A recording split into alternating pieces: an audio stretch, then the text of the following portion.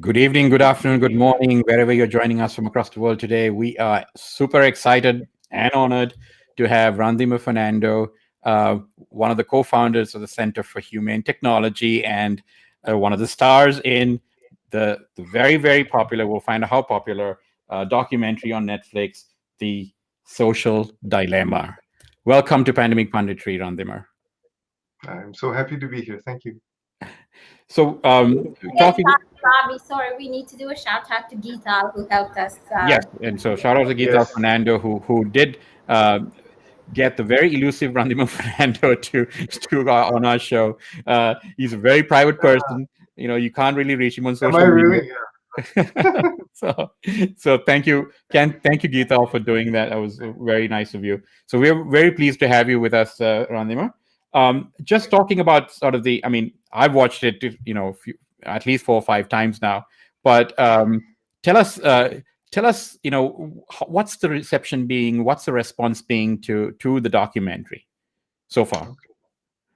So maybe first thing I should say what this film is, right? The Social Dilemma is a film on Netflix that describes how social media works and the harms that it creates as told by insiders who help to build the products.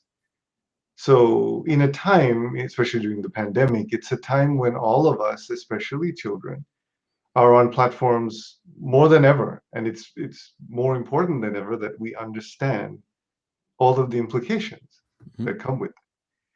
And one of the beautiful things about this film is that it's actually helped set the stage for many more people to have conversations about polarization and the breakdown of shared truth and addiction and mental health and all the pieces, right? All the different side effects that come from these platforms.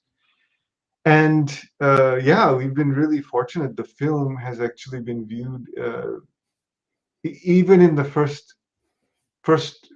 just the first month. It was viewed by 38 million households, and now Wow. it's been several months, and we estimate it's somewhere around 100 million people have probably seen this film worldwide, which is amazing.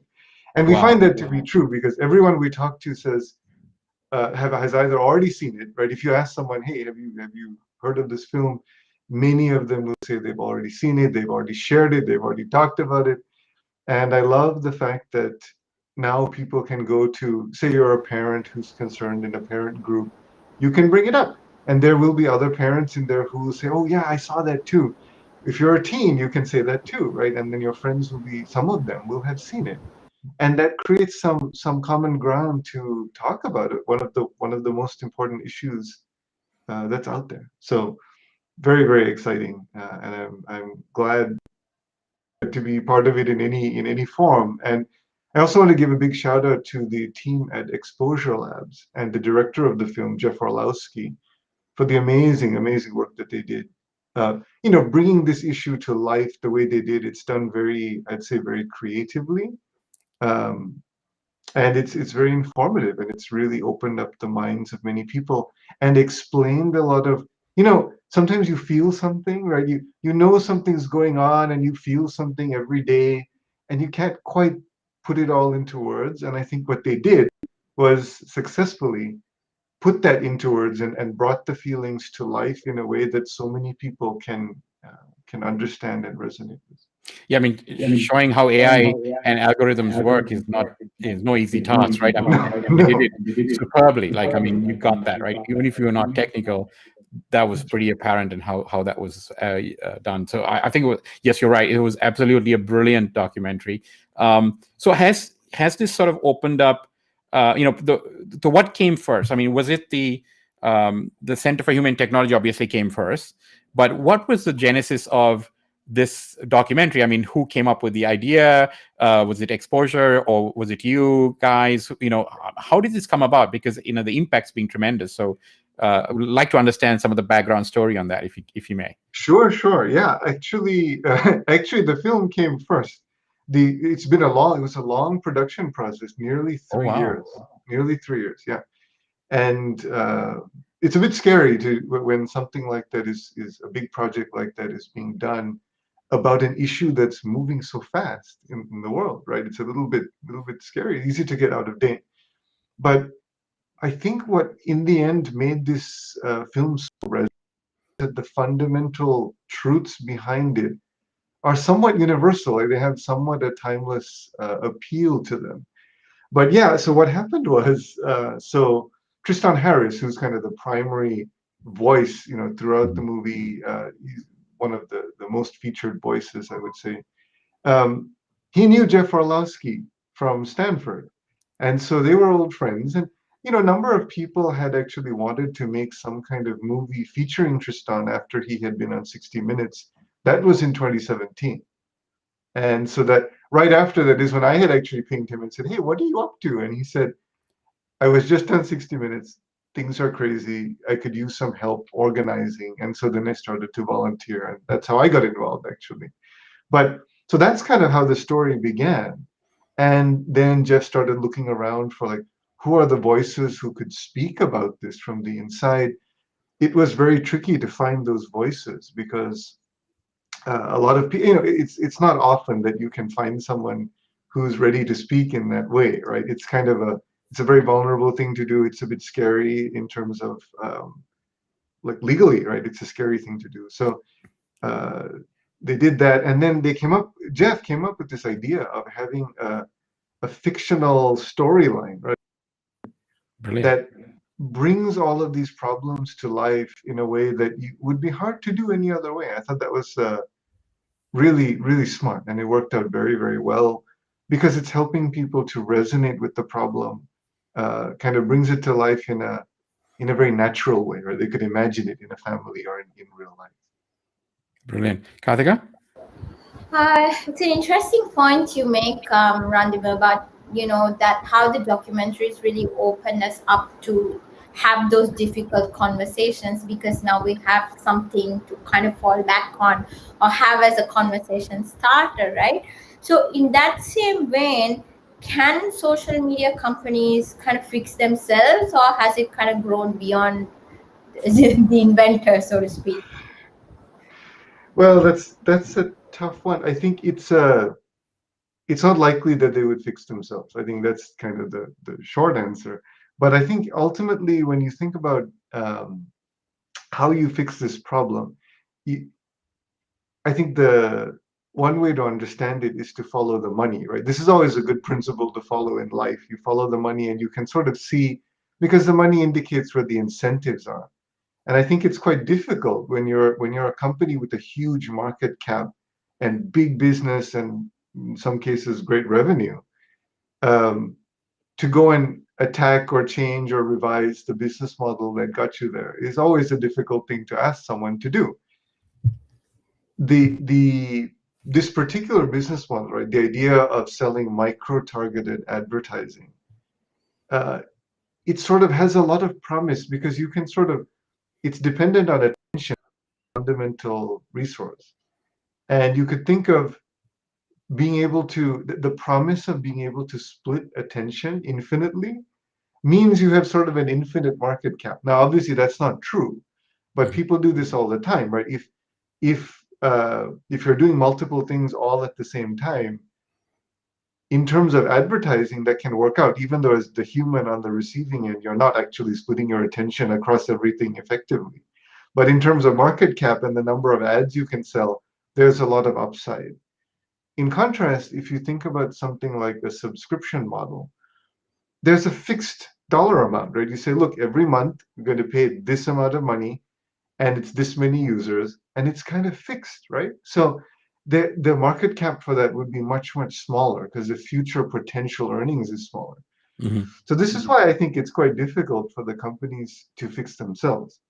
We have to really put some combination, right? Everyone on the outside, right? And there's lots of nonprofits working in different ways. You have to use a combination of pressure from consumers, right? So that's like parents, kids, educators, like everybody who cares, right? That's one group. Then you've got policy. And so policymakers have to help somehow. Ultimately, you need policy to regulate, right? Mm-hmm. What's happening here is there are externalities being generated, unintended consequences are being generated that are not accounted for. And so we need to have laws that account for those systems and appropriately penalize companies that are abusing, right, that are abusing our attention, for example. So that's one thing. And having unintended consequences to adults and to kids and to share truth and causing fake news to spread everywhere and destroying democracy as a result. Those are serious consequences, and there's a price tag. When you do stuff like that, there's a price tag. And it's really regulation that brings that price tag. It's one of the strongest ways to bring the price tag to bear on the companies. Another angle is technologists, right? The technologists from the inside the companies can put pressure. They can, there are leaders who can change the way the companies work. And then there's investors, right? There's all these pieces. The flow of money in the system is controlled by investors. So those are sort of the biggest pieces. There's a lot of complexity behind that, but in short, I think that's the answer. Sorry, Lavi, I had a follow-up question just with regards to everything that Randima said, especially with regards to the fake news and things like that. I think since the documentary came out, Twitter now is doing this thing where it says this post, this, it's not in line with accurate with fact or whatever that's been proven, right? But the problem with that is even with that marker on, the engagement is still going through the roof for those posts, right? People are still retweeting it, reading it, and seeing it. So to me, as like an outsider who has no profit or involvement, emotional involvement in this, it seems the only way to cut the situation is just we're not going to allow anyone to engage with it. But is that then kind of infringing on the other person's, freedom of speech? How companies kind of balance that fine line? I think they're really struggling because they've maintained this idea that the platforms are just neutral and hey, we don't know. Like sometimes people say stuff. Who am I to judge? And I think that doesn't mirror the way we do relationships in real life. Like trust is critical, right? That's kind of like a building block of having a good relationship is trust. If you look anywhere, right, between individuals and groups of friends or couples or people at workplaces, when trust breaks down, a lot of other pieces break down, right? And you'll see everything go wrong. And the same thing is happening here. And the problem is fake news spreads 6 times faster than real news, especially on Twitter. Like that's where that study was actually done. Right. And so that's one issue. The second issue is that when people learn a fact, fake or true, they tend not to change their minds. So this is kind of how humans are. And then a third issue is that when we see a certain piece of information many times, right, as long as it's like potentially possible, when we start to see it in a lot of different spots, we're more likely to believe that it's true. And of course, on social media, it's quite easy to inundate, like to create this surround sound around someone's head and make them see certain facts or fake news facts quite often. And then you start to get confused about what's real and what's not real. And there are some real problems with respect to friction and virality. So one of the big issues is that all the platforms, right, because they're stuck in this race for attention, there's this fight, right, in the attention economy. Everybody, and by the way, it's not just them, it's all of us, right? Yes. Everyone, if you want to say something, you are playing in the attention economy, and you're playing the game, which is kind of unfortunate, right? Because it's a bad game to be in. But because the platforms are in this game and they're competing with each other, there's a lot of pressure on them to make sure that any content that should be viral goes viral as quickly as possible. And so basically, if you think of it like, so there's a curve, right, of like how viral something gets. And it ends up being extremely steep because what happens in the attention economy, the way it runs right now, is it's very much optimized for a small number of giant peaks, right? As opposed to a larger number of smaller peaks, which is much healthier actually. So then you end up in this lottery and a little bit of a gambling game where everyone is trying to fight to find that to be the one who wins the lottery. and becomes the super viral thing. So that's one of the pieces that is very problematic. And so then, of course, there are techniques to engineer virality, right? To some extent, you can do that. If you have enough money, you can really start to influence all of these issues. And I think that leads to a very unstable and kind of unhealthy information environment. And when that starts to break down, that is the biggest problem, because when you know that people can't agree on what's true, you have nothing to build from, right? The only way that we resolve differences, like if we are arguing about something, the way we resolve that is by saying, okay, what can we agree on? Let's start with that one fact. Then let's build on that, right? Let's build and let's find the point where we disagree. Then let's go and find a citation that we both agree on, a reliable source. And then they say, oh, okay, I see, I was wrong. I'm sorry, like I didn't realize. But if you don't have that and you don't have that common ground at all, it becomes hugely problematic. So, so that one point that you said, find that citation that sort of makes sense that we can commonly agree on. That's becoming a lot harder to do, right? Because the citations that people, I mean, I've engaged in that sort of dialogue with various people with opposite points of view. And I make it a point to have, keep people who with opposite points of view on my feed and on my friend list and everything else. Just because I want to know, I don't want to have a singular point of view. Yes. But in each of those cases, the sort of point of view or the citation that they show me is another sort of alternate set of facts, right? But that you don't agree with, yeah. Which I don't agree with, but they believe in, right? So it's like, it's frustrating because there is no, and I think there is no sort of middle ground where somebody says this is established fact, right? So, for example, we all agree the Earth is round, but actually there's a whole bunch of people who agree that the Earth is flat, right? So now where do we go from there, right? I mean, they show pictures of alternate sort of facts, and we're sort of stuck in the same problem, right? Where we have sort of polarized people to an extent where you have this whole new social media platform called Parler coming up, where people are joining in because they feel that there is no such flagging of fake news like Twitter is doing or Facebook is trying to do or everybody else. We're going to go live in this completely alternate or seemingly aligned with my alternate view of the universe platform, where no one challenges me except actually reinforces it, right? So we're seeing sort of this trend, and I think one of your guest on the documentary said this. We're heading towards civil war, right? I mean, if you have these sort of positions that are so polar opposite from each other, and there is no common ground, I mean, there is a significant risk of that happening. And I think with the last election, election that we just concluded, came pretty close. I mean, I don't think it's all done yet and dusted yet, but that was a really close call. I mean, if it would have been any closer, it would have been a huge issue. Yes, it'd be much more difficult to resolve. That's right. Yes. I think ultimately, the way to address this problem, it's very hard once you get to this extremely fragmented place.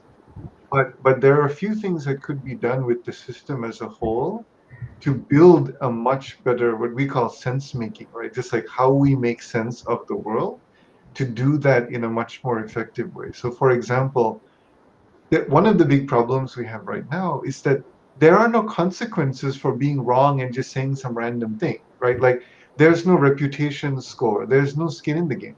So there are ways to design so that there is some skin in the game, like either, and this is true even when you recommend products to a friend or whatever, right? But it's especially true when you come to making up news, because there's just no consequence. So I think that's a big part of it. And related to that, right, having some kind of skin in the game mechanism is also some kind of authentication. So when you're getting into the business of saying what's true or not true, you've got to have an identity, right? Being able to say, look, you got to have some you can't just anonymously say whatever you want, because that's when it's extremely dangerous. Anonymity has its place on the internet. I think it's extremely helpful in a small number of specific situations. For example, where you're being very vulnerable, if you're going to a support group, say like for a mental health issue, anonymity is critical, right? That's what allows the beautiful interactions to happen to support people. But in other places, we would be probably better served by saying, just like in real life, the reason it works with your friends, with your colleagues in your neighborhood is that you're not anonymous, right? Like there is some accountability for your actions. And it's a way of saying you sort of end up in a mutual agreement of saying, look, I'm going to treat you well and you're going to treat me well, and we're going to listen to each other and we're going to be empathetic and we're going to try to understand each other. But you know who it is who's trying to do that, and the risk of manipulation, all of these things go down a lot. Um, so I think we just have to choose our spots more carefully. And right now, again, we've encouraged, because the business model favors the wild generation of content, as much content as possible. Let's play the virality game, right? We're optimizing for all the wrong things in almost all the time. And instead of optimizing for meaning or truth or what do people really need. So another simple example that we give is like when we're driving on the highway, everyone turns, when there's a car crash, everyone's head turns to look at it. That doesn't mean we want car crashes everywhere, right? But the way the social media platforms tend to look is they say, hey, you tend to love car crashes. You look a lot at car crashes. Every time there's a car crash, you turn your head. So I'm going to give you all car crashes, right? I'm going to give you as many car crashes as possible. Find the biggest ones, the best ones. And so already, right, you're not serving people from where they're coming from. You're serving them from this other place of, in a moment of weakness, they make a click, and now you think that's the choice they want to make all the time. And you're not really ever asking them because you're inferring their values from the fact that they looked at this. Instead of asking them, what do you really value? What do you want to do? Why are you here? And if you start with a prompt like that or an interest like that, you can give much better information than what's being done right now. Obviously, there's trust issues there as well. So it's a complicated process, but that's a quick answer, I guess. Karthik, am I still echoing or am I okay? No, you're okay, Lavi. You're Okay. okay. I just want to also I definitely want to take the next question, Karthika. But if anybody has questions, feel free to type that in whatever platform you're looking at us from today, and Randima and us will get those questions. So I'm encouraging people to obviously ask questions. Sorry, Karthika, go ahead. Yeah, no problem, Lavi. So one of the things, so obviously we talked a little bit about, sort of the pitfalls of social media and where it can kind of lead you, right? I feel like it's also important for us to be balanced and talk about some of the positive impacts that it's had in the world, right? I mean, it's been a great equalizer for small and medium businesses, for people looking, for a voice if if they've been marginalized, or as you said, mental health issues and stuff like that. So it's kind of, it's almost like there's so many balls up in the air. Which one do you sort of, learn to balance? So can you talk us through a little bit about some of the more positive aspects that you see of, Sure. of course, yes, that's why it's called the dilemma, right? Because there's negative stuff and positive stuff. But we'd like to talk a little bit on the positives as well. Sure. Yeah. I think, but the reason we don't talk about it that much is only because the positives are so obvious and well known, right? Like everybody knows that stuff. I think, for example, right, one of the things that's so helpful for me is if I'm seeing a friend I haven't seen in a while, or talking to them, or I'm about to visit them. If I go on Facebook and look at their feed, I get to see what they've been up to, right? And that's amazing. Or I get to see, like, oh, they're cooking these kinds of things right now, or like, oh my gosh, their kids have grown up, and here's what's going on, and all of that is very valuable to me, actually, right? To be able to see that. But what's also interesting is if you notice in that example, I'm operating from my value system and using the system in a way that aligns with what I am looking for. And I'm not letting the system drive my behavior, right? Or letting kind of some third-party advertiser pay to basically manipulate my behavior, right? I'm actually going in with my own choices.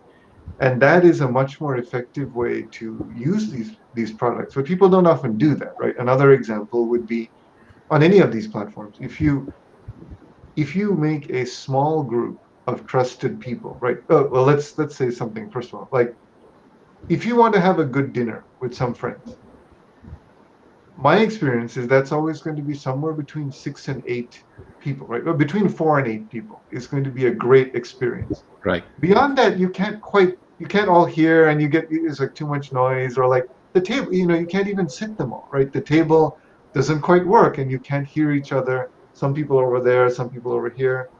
So, and there's just too many opinions, too many voices, even if you all get along well. And it makes it harder to be more vulnerable and have a real, like a deeper discussion. So the more people there are, the shallower it's going to get. If you want to have a real discussion, then you limit it to a smaller number of people that you trust, and you can be really open with them. That's that. A lot of the platforms are not like natively set up. You can do it, but there's a lot more clicks to set that up, and almost nobody uses them like that.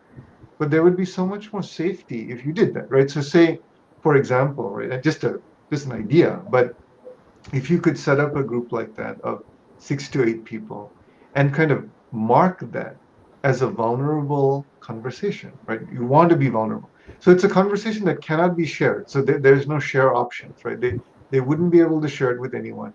And it just goes dead after a while, right? It'll just kind of erase itself.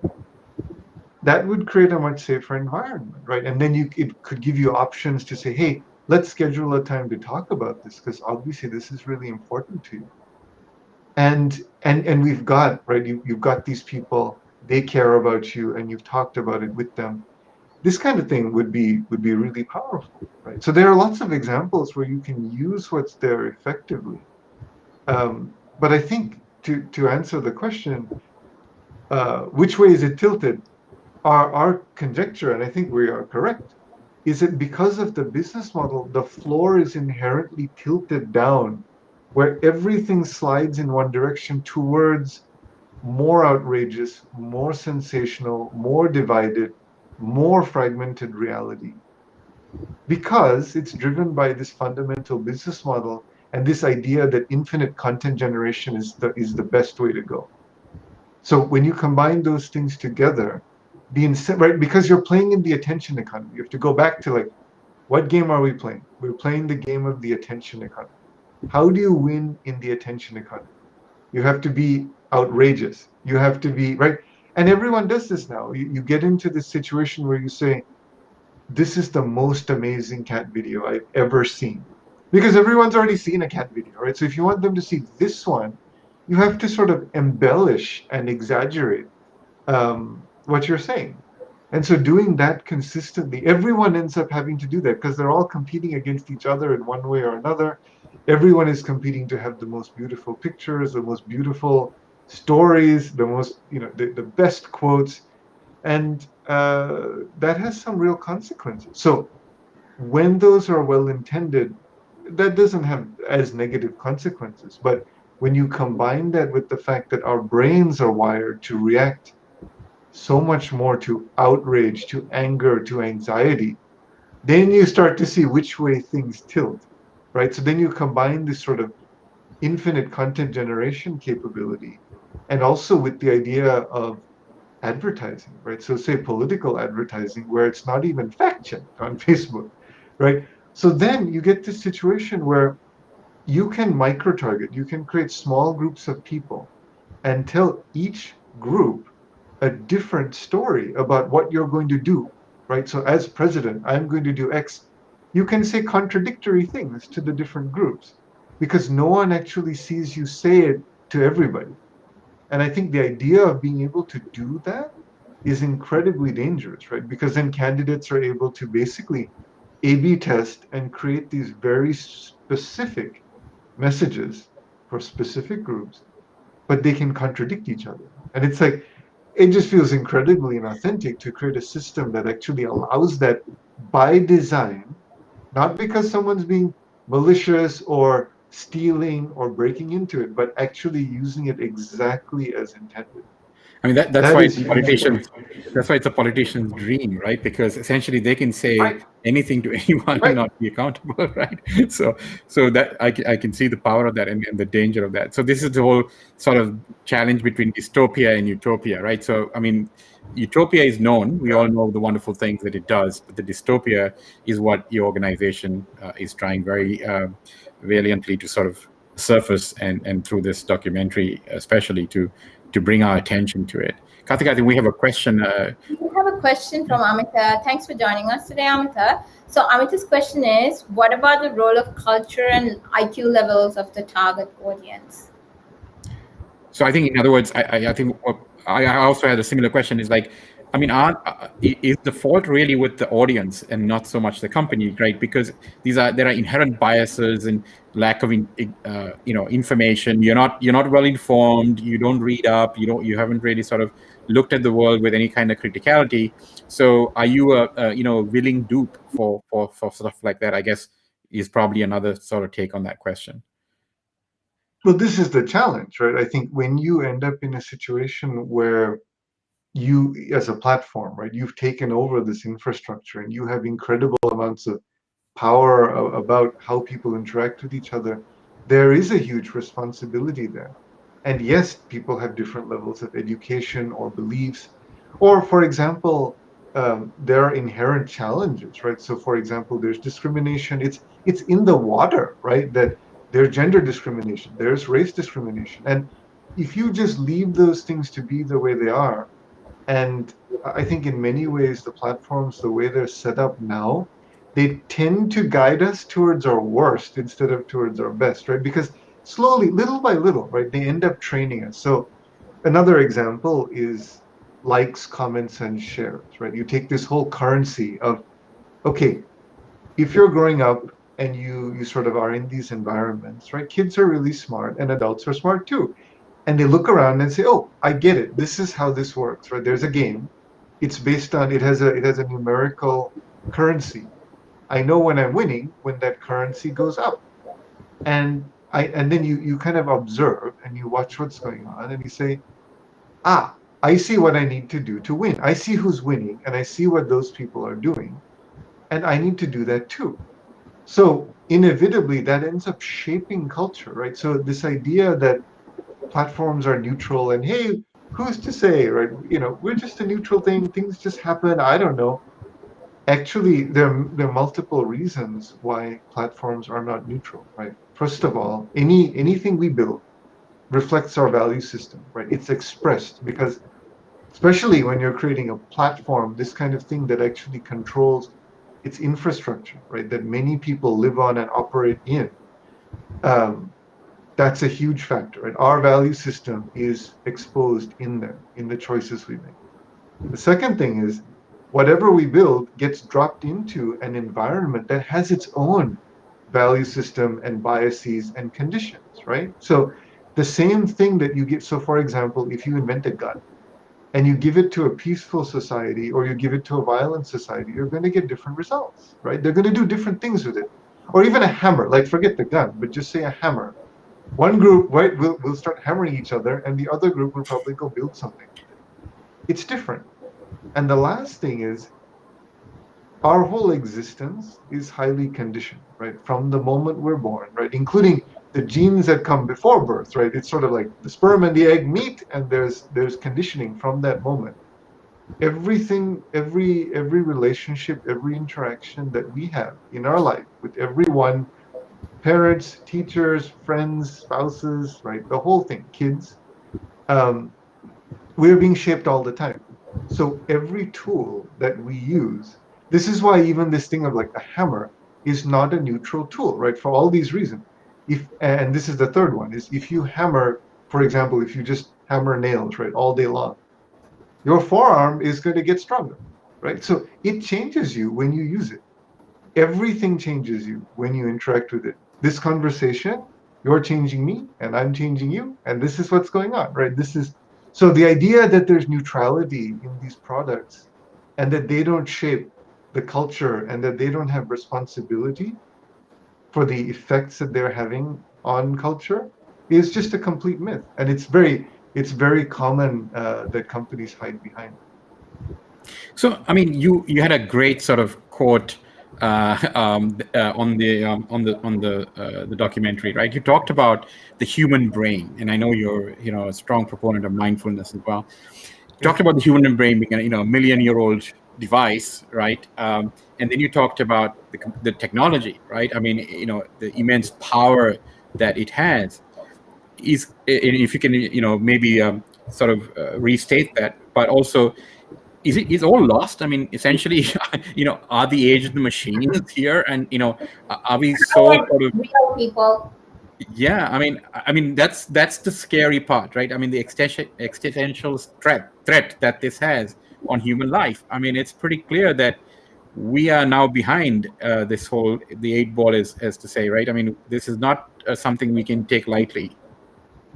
Yes, we have some big problems. So, yeah. So first thing is just um, this point about the evolution of the brain. So the brain, the actual hardware inside our heads, it does evolve, but it evolves very slowly, right? On the order of hundreds of thousands of years is sort of when the frequency at which our brain changes in significant ways. Obviously, the way we train it as we're growing up, does help, right? The way we learn, but the fundamental hardware changes quite slowly. In contrast, Moore's law, right, with semiconductors, we get double the performance every 18 months, and that's been true for like 50, 60 years. And so we've got about a trillion, more than a trillion times in performance improvement, right, with our hardware. And that's matched up against our brains, which don't keep evolving, right? So it's not really a good fight. Um, this fight didn't really matter earlier. So when we went from having, you know, uh, let's say 2 megabytes of storage in your hard disk, and then it became four, no one was scared of anything. We were all really happy, right? We were like, four, great, eight, awesome, 16, awesome, right? And then you keep playing that. But now you get to a point where, so we have this curve, right, of performance.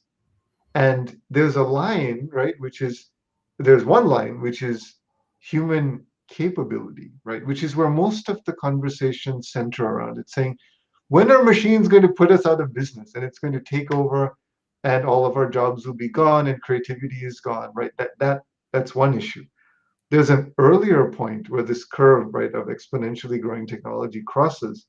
There's an earlier point where the technology exceeds our weaknesses, right? The ability to hijack our attention, the ability to predict what we're going to do. That point was crossed a long time ago, right? So, and it changes for each domain, but a lot of, in many domains, that point has been crossed. And so now we're not that excited when processing power doubles again, because now we look at it and say it's running away from us, right? It already is ahead of us. And now it's running away exponentially. And that's pretty scary. Um, and yes, and then you combine the fact that we have the ability to now produce fake video, fake audio, fake text, and we can synthesize large amounts of text, right, with GPT-3, large amounts of text that sound real. We can do style transfer, right? We can say, hey, take this paragraph and make it sound like President Obama wrote it or President Trump wrote it. And you can do that, right? You can, and these things are relatively easy to do. You can write poetry, right? You can, about a particular subject in the style of Shakespeare or in the style of some other poet that you might like. So we've got the ability to synthesize fake stuff very effectively. And now we've got platforms that incentivize and really reward fake news, right? So you put all this together, and it's quite a dangerous environment. And what's frustrating, I think, for us is that you end up in a situation where uh, the tech platforms are basically they're sort of trying to catch each of these problems at the periphery instead of fixing the fundamental nature of the platform, which I think would be a critical way to do a much better job. But that's hard because that gets right at the business. So this is the game. So what is, I mean, to that point, Randima, so what is the fundamental, if they were to fix, no, they've been on the periphery in your opinion, and I agree with that. So what is the fundamental thing that they can fix? I mean, what, if you were to give a prescriptive list of, say, 3 things that you think, these companies should do right off the bat, right? A wish list, right? What would those 3 things be for them, not for the individual user? Yeah. I only have 2 really for this one. I mean, there's a long list, obviously, of like all the things you could do, right? But a lot of commonly held ones are, it's not clear that they would necessarily fix the problem, right? So this idea of fragmenting realities, for example, right? The idea of being able to target people, even if companies don't have your specific data, right? They can still do targeting groups in various ways based on like inferred information. So you have to really find where you're going to put the fine grain attacks, right, on the problem. I think there's really 2 of them. One is with the business model, because the idea of a third party paying to influence my decision making based on the things I do is a very dangerous model, right? Because the money is not flowing in a way that's aligned with me as a user. So what happens is you think you're the customer, but actually you're the product, right? Douglas Rushkoff said this many, many years ago. And I think that's what's so dangerous, is that fundamental business model. That's the thing that rewards more of the outrage, more of the division. It's just the way it works, right? Is that because the whole thing is based on attention, right? Because that's the basic currency. Whatever gets more attention is what ends up winning.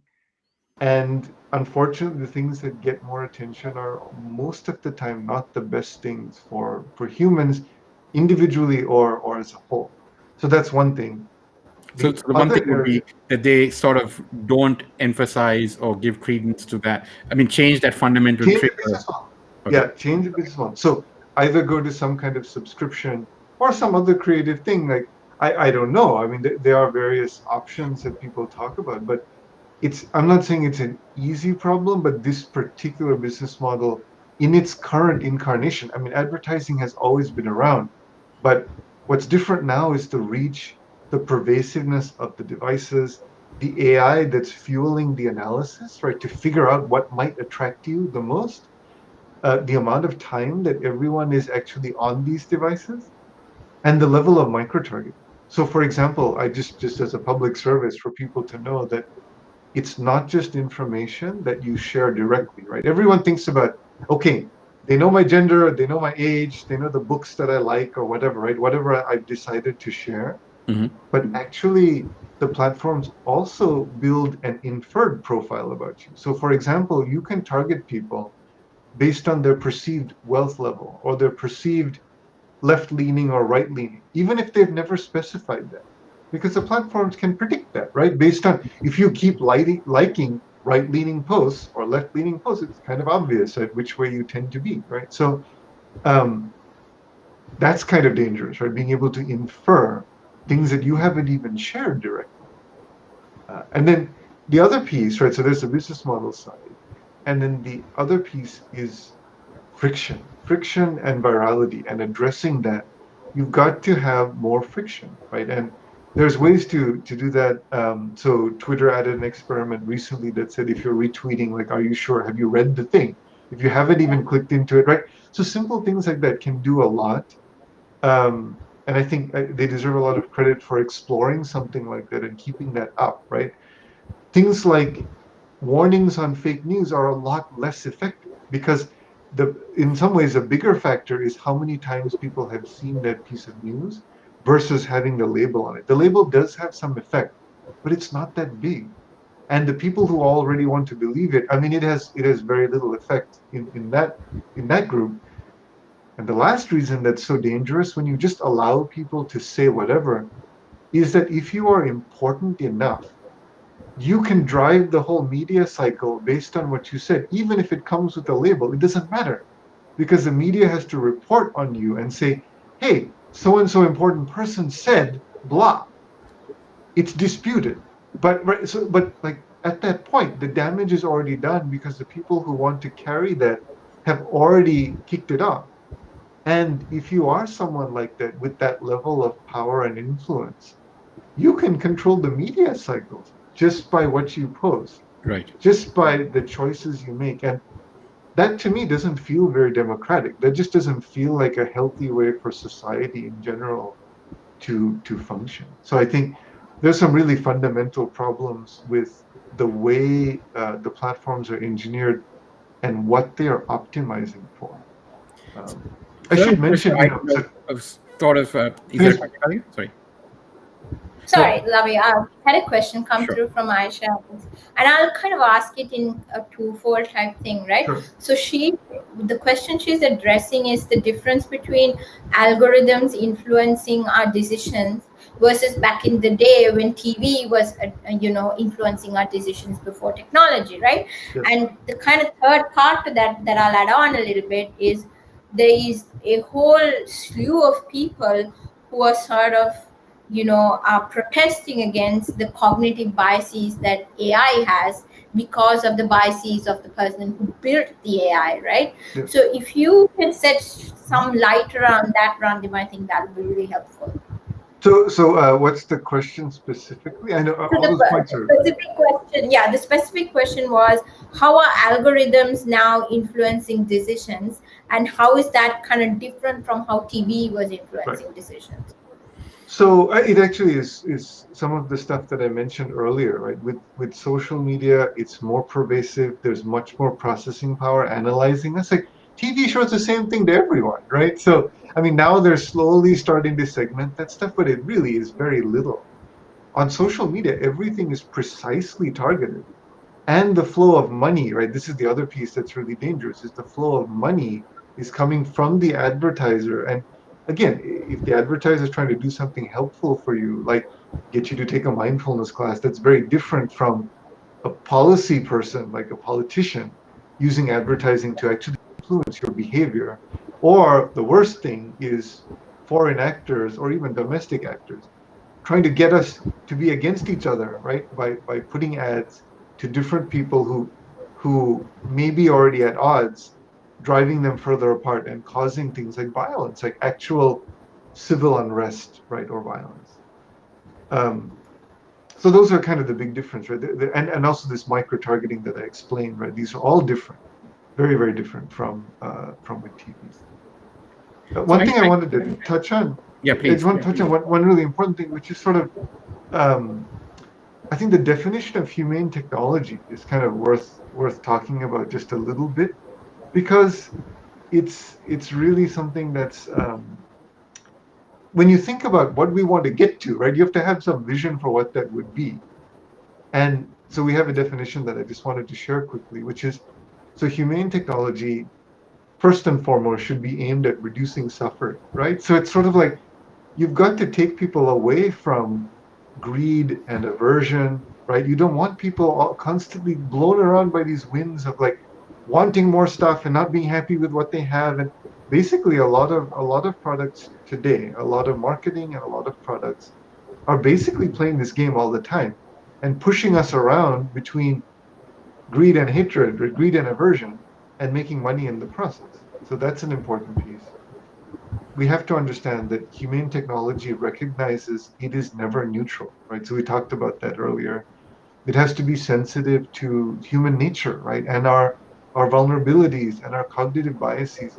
It's not that we should feel like we are inferior or something like that. That's just how we are, right? And there's very good reasons why our brain has those biases, mostly related to survival in a time that we don't live in anymore, right? So we live in a much more comfortable time than our brain was evolved to live in.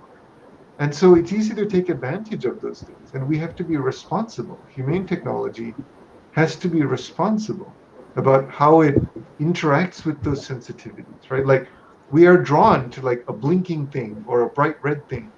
We will look at that. And so if you know that as a designer, you'll make different decisions. Humane technology has to bring us together and build shared reality instead of allowing a million different fractured or a billion, right? A billion different fractured realities to break us apart. And the last thing is it has to account for the externalities and unintended consequences that it generates. So it has to be interested. So this, back to the previous question, for example, with algorithmic bias, you have to be interested in who you're affecting, right? When you're using artificial intelligence or machine learning and you're training it on data sets that are not representative and then applying it to other populations that were not included in your data set, you're going to get bad results, right? It's going to misclassify people, and that's going to have terrible consequences. Other examples are, for example, when if you have a micro-targeting system and people are putting up job postings, and those are actually targeted to specific audiences to exclude other audiences. Or you have a home for rent and you put up an ad and same thing, right? You can target and you can exclude people, and you can end up basically causing larger disparities between us, and instead of shrinking those disparities, right? So that's, I think, a hallmark of humane technology, is that it reduces the differences between us, the differences between people who have power and those who don't, as opposed to just taking the top and driving it further and further up. That one metric tells a lot of people's work doesn't qualify as humane technology, because they're not doing this. They're taking the top and just making it better and better and better, and leaving millions of other people behind. So, clearly lots of other industries are tightly regulated, right? So, there's laws, against hate speech. There's laws about, or limits to freedom of speech in a crowded theater. You can't yell fire, right? There are statutes on the books, right? And there are lots of big giant industries, monopolies even, that are tightly regulated by governments. How come social media companies have got a pass? Is it a lot to do with the fact that legislators and consumers themselves are sort of misinformed or uninformed about the effects that the social dilemma very clearly points out? I think as ignorance or not knowing the facts a huge component of why these companies have sort of proliferated and grown to their and sort of gone out of control, right? And they're not even being able to manage their own AI at this point. Is that a fact? And what's the role of legislation? I mean, can governments actually, or should governments actually step in and say enough is enough? We need to sort of put some basic structures around this. Yes, absolutely. And I think there has been some lag, because these are quite young companies, right? This is a young industry, relatively speaking, right? And there is this problem that it takes a long time for policy to sort of catch up, right, to technology. And it's quite a tough task. When technology is accelerating so exponentially, it's been hard to regulate in general. And I think what you find is this is part of why tech companies are so profitable, is because the externalities that they generate, we haven't caught up to them yet. So there are a lot of indirect costs that we haven't been able to quantify and bring inside the system. So they're just sort of out there somewhere, right? There's mental health problems, or I mean, the biggest one is the breakdown in shared truth, which now we can all see. Yes, but it's quite hard to put a price tag on it, right? Like it's hard to quantify in some sense. And so now when it's gotten really bad, I think it's a lot more top of mind, right, for everyone to try to figure out. But in the United States, for example, there's so much division between the two sides. So getting alignment on how to handle fake news is also a challenge. But I think there are some elements of regulation that both sides might actually agree on, even though there are many parts they wouldn't. So, but yes, it definitely has to be done. Sorry, I mean, this is an interesting conversation going on the chat thread, and I just want to bring that a bit more to the forefront. And Lavi, you and I discussed this prior to starting this session as well. I mean, we talked a lot about what companies can do, what individuals can do, but I mean, there's also this question of privilege, right? Some of us have the privilege of being able to be a more mindful consumer, a more informed consumer, while others don't, right? So to me, it feels like the onus kind of falls a lot more on those who have the privilege to make the right decisions to make them, like at Yeah. least at the beginning. Oh, it cut out for the last part. You said, Right. yeah. So those who have the privilege should sort of make the right decisions at least at the beginning until the policies and all of that stuff catch up with us, right? 100%. Yeah, I mean that's why I think you can't. I wouldn't blame the consumers, right? It's much more. I think there's a huge responsibility when you have the kind of power and the kind of infrastructure and market penetration that these companies have. It's on you, absolutely. And abdicating that is just utterly, it's irresponsible. It's irresponsible. I mean, it's immoral, right? To Yeah. abdicate that responsibility. So that's a big part of what this film was trying to also do, is to put the responsibility back.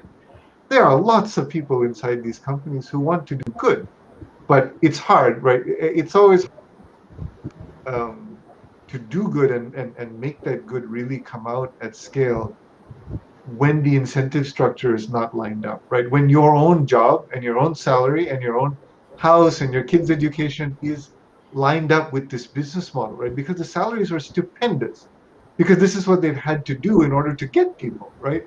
So it kind of, that's a clue in itself, by the way, right? Yeah. But when you have to do that and you end up in this kind of situation, that tells you something about where the incentive structure is and the kind of responsibility that you have to have. And sometimes in a situation like that, you kind of have to understand that you have to give up something. It can't all be the same. You can't make all the same money and all the employees make all the same amount of money. You could redistribute, right? There's ways to address that. But everything can't be exactly the same as it is. So this is, I mean, like most conversations about making real change, it's the part no one wants to talk about, which is, what are you giving up? What are you changing? What are you sacrificing for the greater good, for like a much bigger good? And I think when you are as profitable as they are, there's plenty you can give up and you can still be fine. So that's kind of how I see it. So, on that point, and I think for the benefit of our viewers as well. So the Center for Humane Technology has a sign up, right? You can sign up to give your email and share as much or as little information as you like, and that allows you to sort of get a lot. And I've signed up. I'm assuming Kartika, you might have as well. So what you do get is an incredible toolkit of things people can do as individuals. And I think I was very appreciative. I consider myself quite aware of these things, but there's a lot of things one can do on a personal level that'll create an impact, right? And I think your website's a great resource. It's targeted different profiles. You identify whether you're a technologist or whatever, or a young adult, and you get things you can do yourself to sort of minimize the things that are going on, and actually even make an impact, right? Because that'll start registering on somebody's Richter scale that Yes, these things are happening, right? actually, So I mean, while we're here, yeah, please. but while we're here, if I can just show a few quick things here. Sure, If please. you scroll down, just go back there where you were. I think that was great. Sorry, you want me to share it? Yeah. Just go back there, because it's always great to show exactly what we're talking about. So here, right? Yeah. So there's a sign up form which you scrolled by, right? So just go down a little bit. There's a sign up form. But if you scroll down a little bit more, there's the podcast, right? So we have a podcast called Your Undivided Attention. And thanks to the film, it actually reached #1 in technology. It was the #1 podcast in technology. Now it's like it's in the top 10. It keeps moving around, but it goes into all of the issues in the film in much more detail. And if you scroll down here, you'll see all the different topics. So we cover the kids, we cover national manipulation, we cover there's just tons and tons of topics, like Facebook's effect on the global South. Media democracy, like how to do democracy right, what's changed in media, right, from the old days, new days. So these are just some examples, but there's tons of stuff there. And also, if you go up to the top, if you go back up to the top, in the resources menu, there's a thing called the Ledger of Harms. So that if you scroll down here, you can click through, just click on any one of these sections, and all the facts, right? This is the research behind, right? So we've taken all of the, the most interesting research, we've summarized it and explained like why this is interesting. The citation is there, it's easy to share. So if you just read through this, you will learn a lot about all of the different areas that where there are problems. And if you go back one more, there's one last thing I wanted to show. Just click back and go to in resources. What is the last thing I can show? Oh yeah, the rebuild page. So where is that? Yeah, this. If you read through this page, right? So there's a page called rebuild, which kind of walks through the actual logic, because you say, how are we going to do this? This seems really hard. And I watched the film. I'm really excited. I want to know what we do. This page kind of walks you through each of the steps of how we're going to get there. And there's a ton of other stuff, right? There's stuff for parents, for educators, for kids, for if you're interested in policy, you can learn about policy. If you're interested in technology, you can learn about what technologists can do, what the principles are, right? The principles of humane technology. There's a course that's coming up soon that you can sign up for. There's already, I think, like 9,000 people signed up, waiting for that course. So there's a lot that you can do here, and we're just always trying to add more. So has the giants actually contacted you to get some feedback or work with them on fixing the problem, or is this sort of they're pretty much treating you as an adversarial sort of thing, or are they sort of reaching out to sort of figure things out together? Oh no, we've always had conversation. We know people inside. People reach out. There's a lot of, like I said, there are a lot of people who want to do the right thing. It's just difficult. It's just complicated to figure out what that is, because in some cases, the scale of problem that's been unleashed is kind of hard to figure out at this point, right? Like think about COVID misinformation. Yeah. It's really challenging with vaccines, and now in a moment where we need, people need to be taking the vaccines, it's going to help a lot. Um, you've got questions there, right? So they are trying to solve it where we can make the connections between people to help solve those problems. We always help, yeah. And we are in a funny position where we also, what we try to do is just say what's true. So like I gave the example of Twitter, right, making a good move. When they make good moves, we're going to say that as well. But part of our job is to put pressure. And sometimes the people inside the companies actually ask for that, because they say, look, that outside pressure helps us to make the decisions inside to push internally for improvements that we want done. Wonderful.